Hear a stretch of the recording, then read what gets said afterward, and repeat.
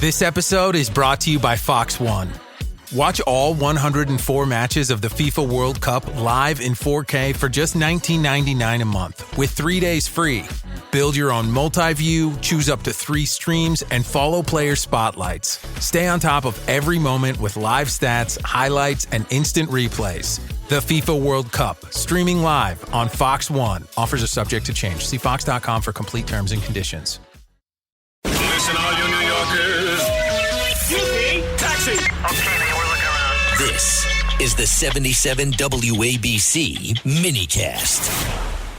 Has there ever been a more sanctimonious blowhard and hypocrite in the United States Senate other than Vermont's Bernie Sanders? Bernie Sanders has spent decades at podiums across the country screaming into microphones as the self-proclaimed champion of the 99%, an unapologetic leader for democratic socialism. The truth is, Sanders has never had an actual job where he wasn't on the public payroll, serving his entire adult life in government as mayor of Burlington from 1981 to 1989, 16 years in the U.S. House of Representatives from 91 to 2007, and more than 18 years now in the U.S. Senate since 2007. He was actually an independent until about a year before he chose to seek the Democrat nomination for president against Hillary Clinton, and his radical socialist views were so popular that Hillary Clinton and Democratic National Chairwoman Deborah Wasserman Schultz had to rig the rules in order to defeat him. Yet in his nearly 19 years as a senator, Sanders has sponsored only a handful of bills that actually became law, most of them minor or token gestures such as poster office renamings or the like. His ambitious flagship proposals like Medicare for all and sweeping wealth taxes have failed to pass as standalone legislation. He's been far more effective at offering amendments and co-sponsoring bills than acting any of his own major ideas. Sanders, of course, became a household name during his 2015 to 2016 presidential campaigns through his obnoxious, well-documented rhetorical assaults on millionaires and billionaires. From the podium, he repeatedly railed against the rigged system controlled by the ultra-wealthy, portraying elites as greedy puppet masters and the roots of America's inequality. This tirade continues even as he himself became a millionaire, because it was in those 2 presidential campaigns that he and his wife skimmed millions of dollars in media placement funds from his grassroots-funded campaigns. Bernie Sanders now has a net worth of $2 to $3 million, according to Senate filings, all while stirring up young people and by promising to forgive student debt, insisting that he would provide free college, as well as massive wealth redistribution. If you listen carefully, he no longer criticizes millionaires. That's because he is one. He touts small dollar donations from grassroots donors, but those funds are bankrolling private jets, limousines, 5-star luxury hotels, and high-end travel. The hypocrisy is glaring in its numbers. In 2025 alone, Bernie Sanders spent more than $550,000 on private jets, including $221,723 in the first quarter and nearly $230,000 in the second quarter, often with ventures like Ventura jets, as reported by the Center Square. That's what the 2025 totals are also detailed by the New York Post as well as ABC News. By mid-2026, Sanders' official campaign committee had already funneled between $680,000 and $619,000 into lavish travel, including $562,000 for 11 private jet charters, $16,000 on limousines and chauffeured services, plus stays at upscale 4- and 5-star hotels. These expenditures, drawn from federal election records by my staff, occurred while the year was only half over. Sanders is not only a democratic socialist engaging in such practices. In 2025, Representative Alexandria Ocasio-Cortez joined him on the Fighting Oligarchy tour. Fox News Digital obtained exclusive photos and videos of both boarding a Leger Bombardier Challenger jet, costing about $15,000 an hour to fly just from Bakersfield to Sacramento, a distance that one could easily drive. That same year, AOC's campaign spent over $53,000 on luxury hotels, including the five-star Vdara Hotel and Spa in Las Vegas and Asher Adams in Salt Lake City, plus high-end meals at New York City, Las Vegas, and Puerto Rico restaurants, and nearly $50,000 more on hotels, catering, and venue rental at Puerto Rico's Coliseo de Puerto Rico. When questioned on May 7, 2025, on Fox News Special Report with Bret Baier, Sanders defended his use of private jet. You run a campaign and you do 3 or 4 or 5 rallies in a week. It's the only way you can get around to talk to 30,000 people.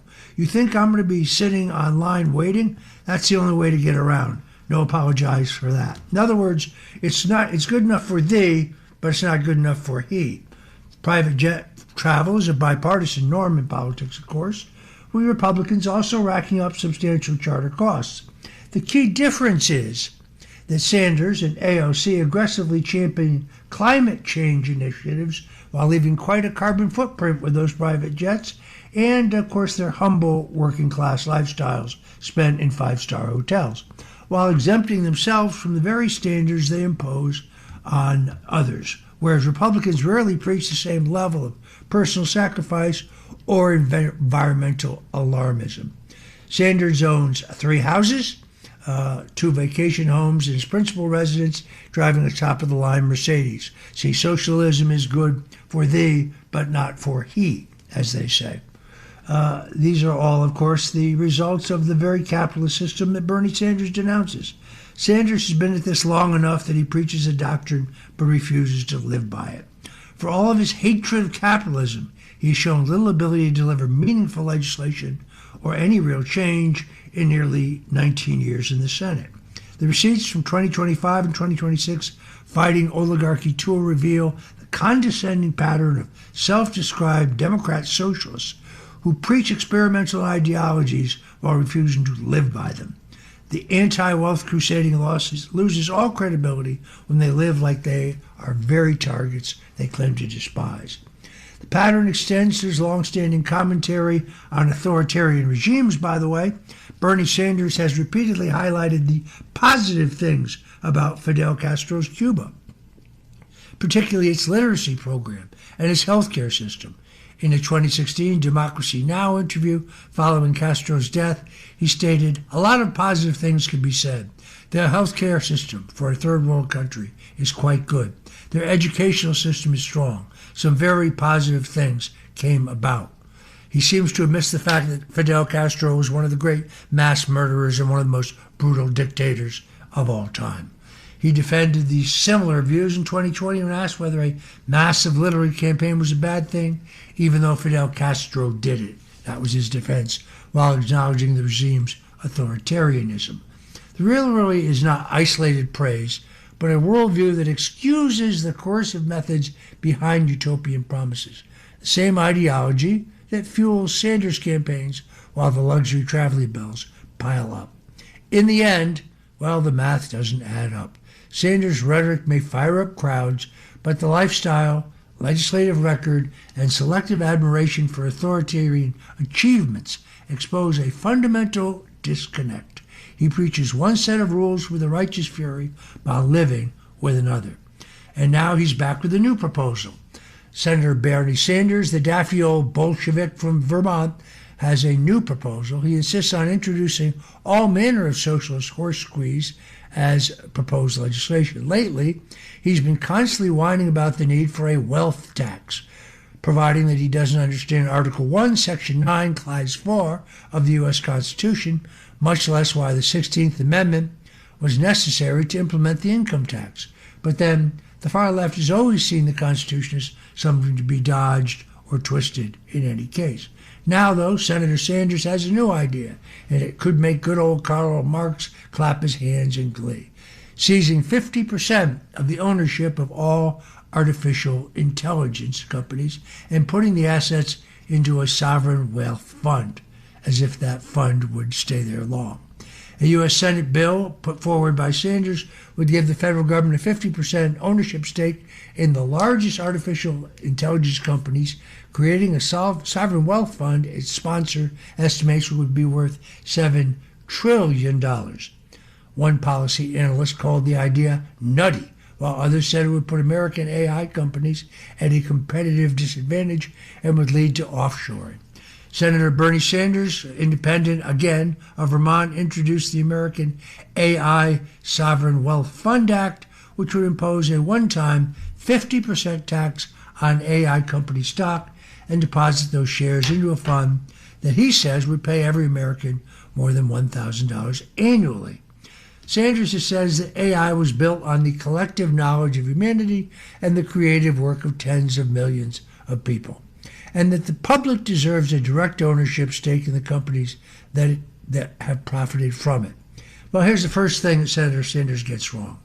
AI wasn't built solely on the collective knowledge of humanity and the creative work of tens of millions of people, although that's certainly a minor factor. AI was built by thousands of programmers who write and maintain the software, not to mention all the people involved with the building, maintaining the physical assets of the big data centers required, and financing them. Sanders' bill would, in effect, yank away half of the results of their efforts by partially nationalizing an entire industry. But wait, there's more. Senator Sanders is also, has always been proven in virtually every policy position he's ever taken, utterly incapable of understanding how incentives matter. Some of these software companies have tremendous assets, and any move in the United States to partially nationalize their industry would simply force that to move. If not most of them, almost all of them, these companies would flee the United States for greener pastures. Fortunately for the American economy, Senator Sanders' ideas rarely gain much traction. In fact, when it comes to traction, the daffy old Bolsheviks' ideas are about as stable as a hog on greased ice. And that's our good fortune as Americans. Now, a sovereign wealth fund by itself isn't the worst idea ever. We have a state-level equivalent here, and I think it is Alaska, sort of, in the form of the permanent fund, from which every Alaskan receives a dividend every year. But the permanent fund isn't based on taxing away half of any one industry's assets, and if you believe that, even if this passed, it would be a truly one-time tax, then I have a bridge in Brooklyn I'd like to sell you. I'm Roger Stone.